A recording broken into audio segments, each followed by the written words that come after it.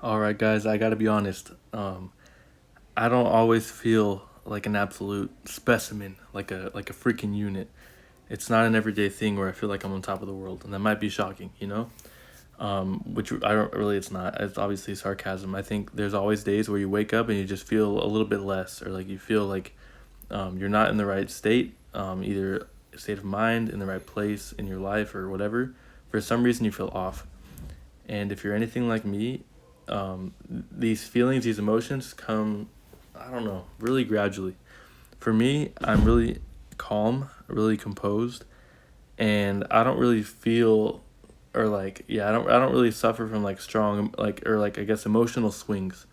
For me, life is basically it's kind of like coming and going, but it's like it's not so often that I just feel a strong emotion that's negative or positive.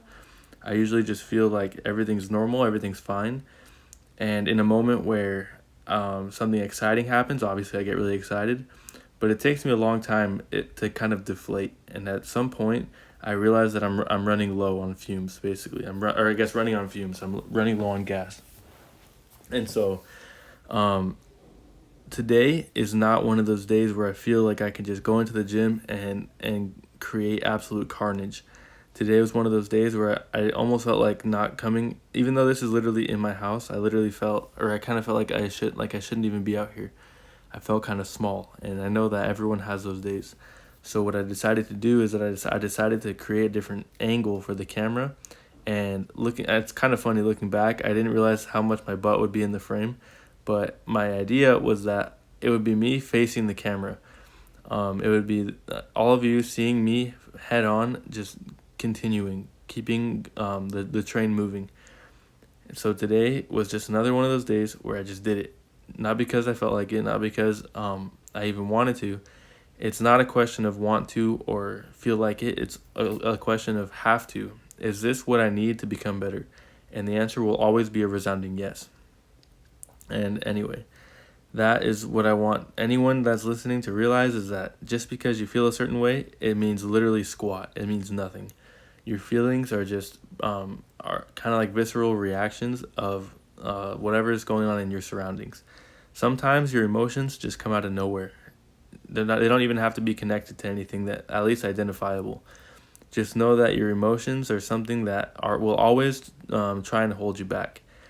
Even when you're happy, sometimes you feel like you're so content that you don't have to keep going, and that's just as dangerous as feeling so sad you don't want to move and take another step.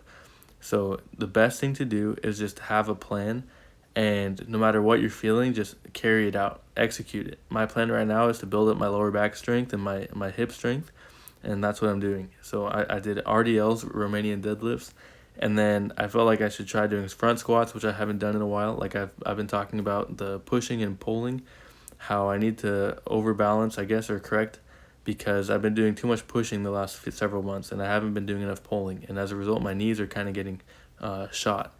And so by doing more pulling, I can hopefully strengthen the structure from the backside, my posterior chain. But at the same time, I don't want to neglect the pushing. I'm outweighing the pushing with more pulling, and eventually it'll even out. So here's a Romanian deadlift. If you haven't done it before, it's a great exercise that targets, like I said, your lower back and your hips. And it's different than a regular deadlift only due to the fact that you don't use your legs as much when you're pulling the weight. So in a normal deadlift, I don't know if like my form's obviously not perfect. I don't know if everyone else does the same thing. When I do a heavy deadlift, I start with my legs and kind of push up and lock out with my back. Like in a transition, I use my arms and pull the weight up, but I always start with my legs. In this deadlift, you're literally starting from the top and leaning over. And before you get to, like, let's say you get down to 3/4 of the range of motion, is when you stop and you pull the weight back up. And that stopping and reversal of motion is putting some sort of shock on your nervous system. And it's conditioning your back to respond to strain. And so another thing too, that if you see me dropping the bar here, is that it's really testing my grip strength. And I've decided to not do any like hook grip or alternating grip because I really want to challenge myself and see if I can build my grip strength. And I really believe in the principle of progressive overload. And I know that if I just work at a comfortable, I guess not a comfortable, it doesn't have to be comfortable, but it's like a 60 to 80% max, If I do that for like sessions on sessions on sessions, hours on hours, over time my grip strength will build. And I was right. If you look back a couple weeks ago, I was only pulling 185, and now I'm pulling 205, and it's with the same grip, same form, same everything, same reps and sets, but I'm getting stronger. So anyway, I recommend, maybe not, you don't have to do this exact exercise. I recommend the principle of targeting your weak spots and finding exercises that will challenge you in those positions. Like here, I can't even do more than 2 reps at a time, so I have to drop the bar and pull it back up. And I think this is my last, maybe this is my last, oh yeah, right here's my last set, I'm pretty sure. So anyway, I warmed up a little bit, because I've been doing this for days, so it's like, if I do it the day before, I kind of don't feel like I need to do so much warming up. I feel like my system's already kind of going already. So I slapped on 25s instead of just starting with a bar today. But normally I work up to like my 60% range, and then I do, this is what I did today. I did 5 sets of 5, and then I worked up and changed and switched the weight to my training max, which is 205, and I did that for 3 sets maybe. I can't remember. I just did as many sets at 3 reps as I could, and I started failing, and then I just finished out with a couple more sets. So here's the front squat, and I apologize right now. You can see, look, I mean, you can see obviously, I'm not trying to draw attention to my butt crack. I'm just pointing it out, which means I'm drawing attention to it.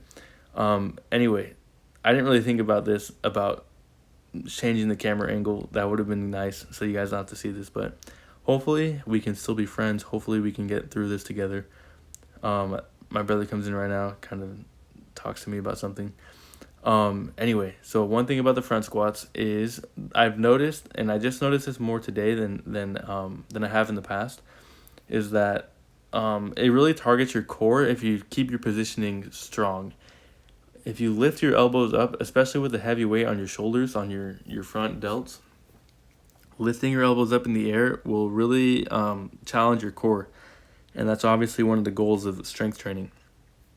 And so when you keep your elbows low, you're kind of using your back in order to avoid dropping the weight and avoid it rolling forward. Like, look at my elbows right now. They're pretty low. They're almost pointing towards the ground. And I think maybe my last set or something like that, the bar was rolling forward. Like, you see my back and you see my body lean forward at that point right there. So as I'm adjusting mentally, I started lifting my elbows up higher, and I totally felt my core kind of light up, and that was exactly what I wanted. At least, like, it's exactly what I want out of any training session, is to feel like I taxed my core in some way. And core I define as the muscles wrapping around your spine from front to back. And so not just the back muscles, not just the front muscles, but all the muscles. You see, like, I'm rounding forward there too. The key is keep your elbows up, and then let the front part of your core also act in stability right there instead of just your back. So yeah, this is the workout for today, and that will be just another drop in the bucket, I guess. But at some point, this will all, like, it's already paying off. I'm not gonna say it's gonna pay off at some point. That's kind of disingenuous. It's already paying off. And so if anyone's listening right now, if you made it to the end of the video, congratulations. Once again, you have survived my monotone delivery. It's time to get off your butt and do something. Go get better. Thanks for listening. Have a good one. Bye.